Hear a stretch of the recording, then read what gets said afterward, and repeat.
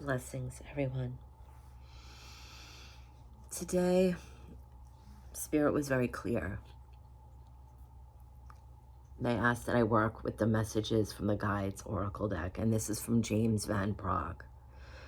This was one of my very first Oracle decks, and James Van Praagh has been such a very, very huge mentor for me, has impacted my spirituality in a way for the last few years that I couldn't say enough thank you and gratitude. I have learned so very much.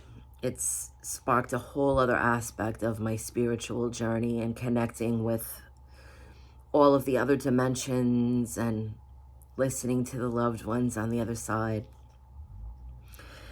And so this Oracle deck embodies the energy of our guides. And what I love about this deck, not only is the design beautiful, I absolutely love this design on this deck. It just resonates such an octave, but the messages are very clear. And because we're souls on a journey here, we're always asking for help. I always go directly to source, always, and stay open to how the messages come through. But we all know that we've been assigned our guides before we've come here, and they've had so many incarnations. They've been through this. And many of them know us from lifetimes that we may not be remembering in this one. So they're nudging today. Please listen, because you are a soul on a journey telling a story, and they understand that aspect, and they want to help us with these simple daily things that we can open our awareness to ponder or hold in the energy, just to listen and notice. So the first shuffle is always embodying source. The second embodies spirit. And the third embodies soul. And we have many different guides. It's something that they're stepping forward and saying, we have our main guide that we work with that's been through many, many lifetimes with us. And so their understanding of what our archetype and our theme is very clear. But there's also many guides as we move and navigate through the experience here from every aspect you could think of, whether it's we're starting a new career, or maybe we're doing something creative, or we're working with something with family, nature. We can call on many, many different guides, and sometimes they'll shift as we shift and our learning and our awareness expands, as our consciousness becomes more tuned. So as long as we stay open to this and we understand that the possibilities are endless, they can reach through and guide us. They're making me laugh because they're saying that we have this saying here where there's no book about being a parent, or there's no book written on how to do life. And they're letting us know slightly with this nudge that yes, there is correspondence in everything from our world and their world. It all has meaning. And there is something. It's written in our being. And when we listen, they help us with the story. And so, yes, we can listen. We can be guided. There is a handbook. But sometimes we have to expand that awareness and be in stillness to hear it. I'm saying to take this one. Live your bliss. And that's easier said than done, I know. With all the planetary aspects that's going on, they're aware of that. It doesn't affect every dimension, because some of the higher dimensions and the higher frequencies, they're not affected by what we are here. we're in a low dense frequency here. Even if our soul is connecting to our higher self, our spirit, which is the highest of frequencies, the experience here is a lower frequency. And so we're affected by the different planetary systems and what that represents for us, that energetic exchange of that. But our guides, because they've had the physical experience, understand as well. And so they help us to navigate through this. When we're having a difficult time and we're receiving a message like this, live your bliss, and we're saying, well, you know, Saturn just went direct. What are we doing with that? What they're saying is that live your bliss doesn't mean to sell your house and move to Aruba and live off the sea. We could, if that's the bliss, go for it. But living the bliss is living in a space where we can expand our awareness and take in these little fragments, these little pieces of bliss that create a puzzle. And they're saying that, yes, there's a lot of things going on right now due to the energy shifts that are affecting everyone with the planets and such. We have wars going on. There's struggle financially for some people. And one of the things that they want to say through this is that we have to stop saying to ourselves, well, there's no such thing as struggle. We came from a place where there was none of this. We did not leave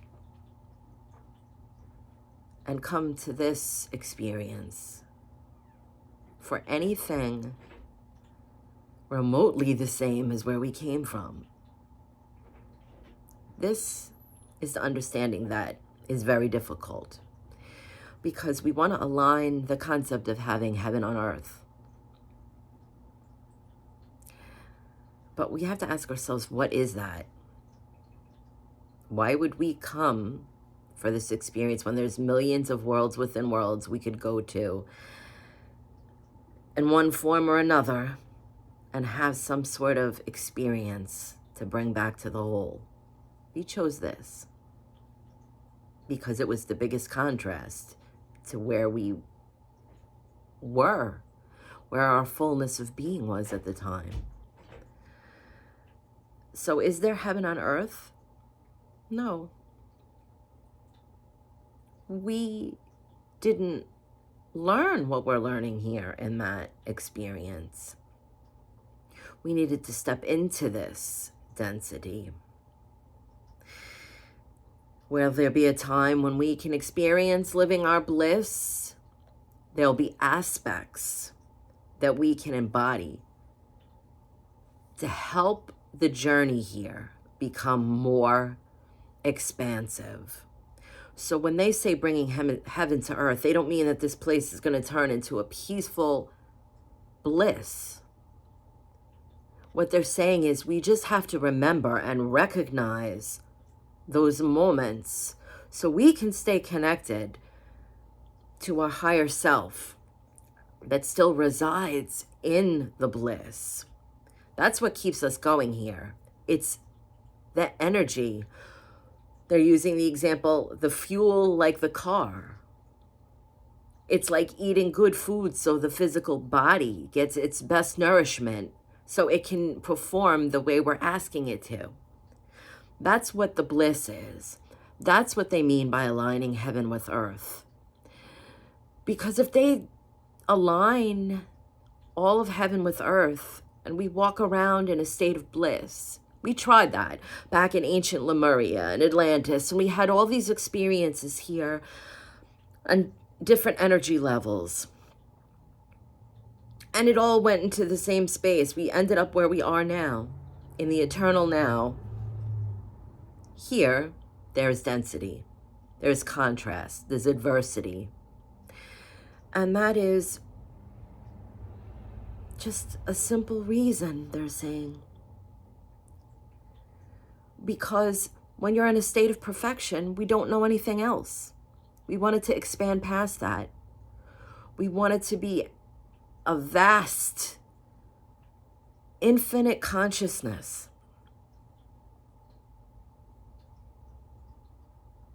And so we said, how do we do this? We have to go into a frequency, into a density, into an experience where all that perfection won't be taken for granted. Because there's one theme that all of us are here to learn. Every single one of us. Besides love, is not to take for granted the expanded awareness and the infinite love that we are. Because at one point, maybe we did. And coming here taught us. And so the guides are saying, live your bliss, live your bliss. And all we have to do is ask them, how can we find the bliss in the moment? If we're doing something mundane, washing dishes, the guides are laughing because they're saying it's so simple, it's so simple. Just take a deep breath, be fully present, and ask. They'll show us. They'll bring our attention into the moment and show us something simple. It could be the way the bubbles are reflecting the light and it looks like a rainbow. It could be all of a sudden we start having a memory of when we're very young and we're in the bathtub playing with a favorite bath toy.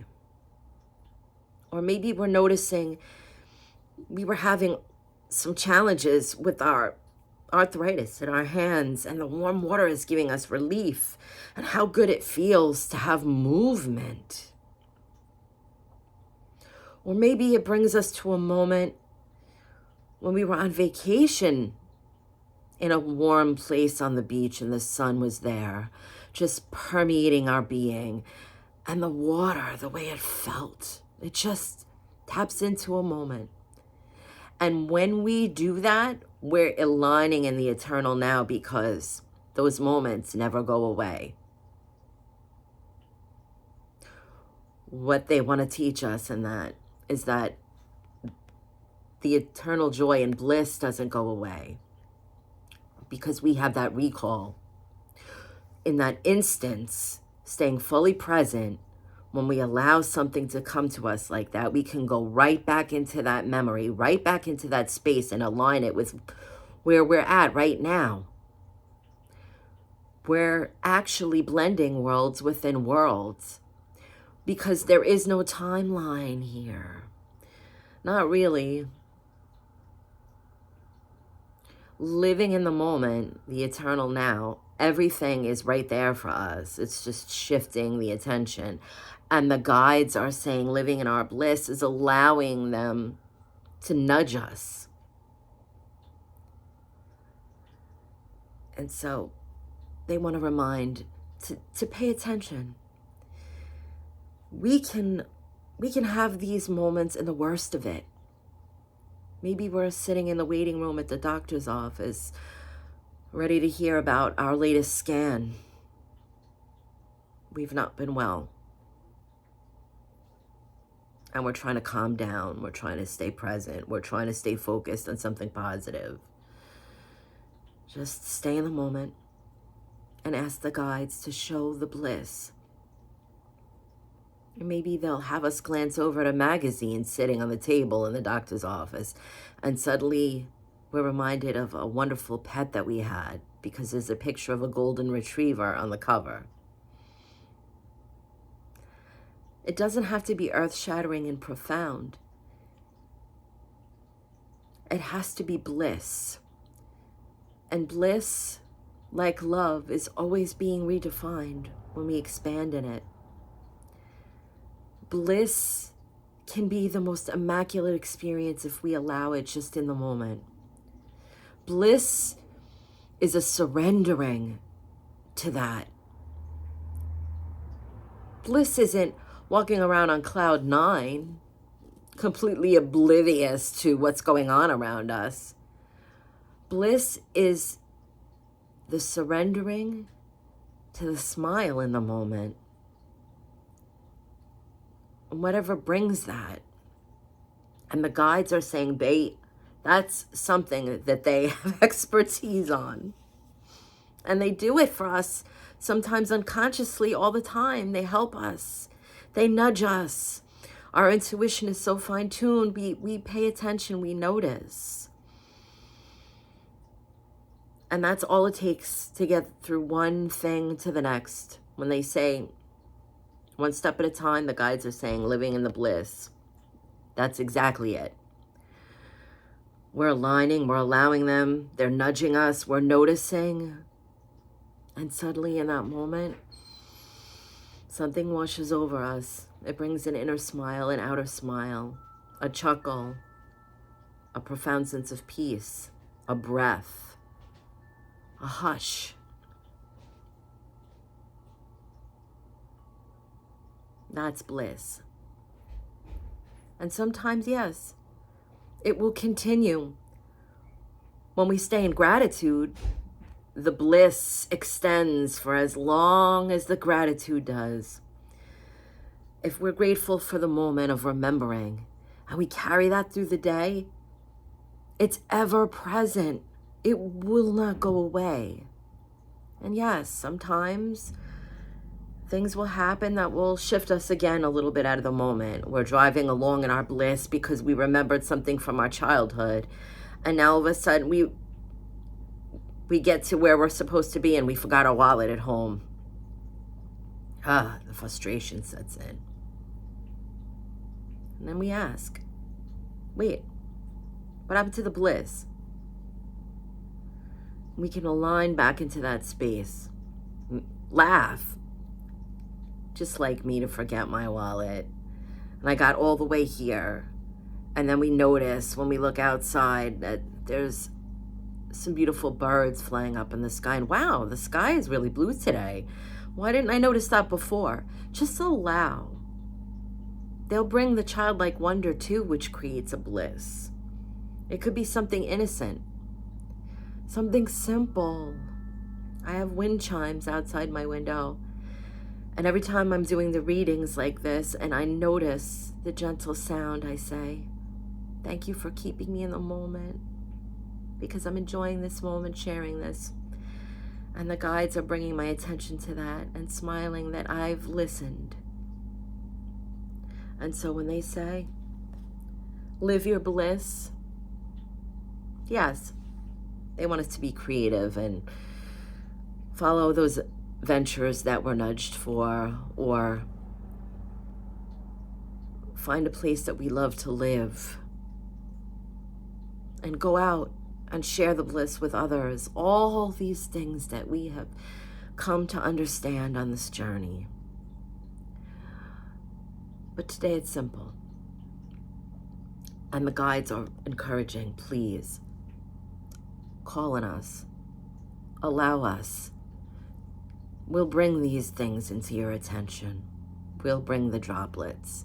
We'll bring the bliss. It's another one. Mavis Patilla, an absolutely glorious light. She was a beautiful spiritualist. And I learned so very much from her as well. And she's in her fullness of spirit now. She used to have this little saying, droplets of God, and they're reminding me of that, and I can feel Mavis.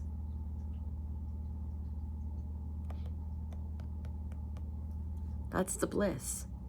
Those little droplets, those little moments, they add up. They create the biggest interweaving web of beingness that we could understand with our consciousness.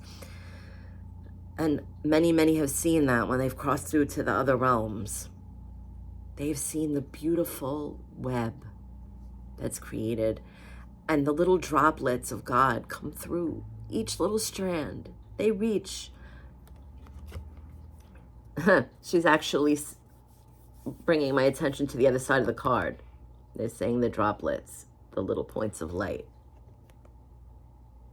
It's like the dew in the morning when we notice it on all the leaves, the little droplets. Each little droplet reflecting the light creates, it looks like a million stars under our feet. That's bliss. Soon as we notice that, it brings something out deep within us. It's like this innocent joy that cannot be denied. I'm so grateful. They're pulling their energy back. Thank you so very much for allowing me to share this with you. We all know this. So today feels more like just a little reminder, a little nudge to allow the bliss, the simple bliss. Much love and many blessings, everyone.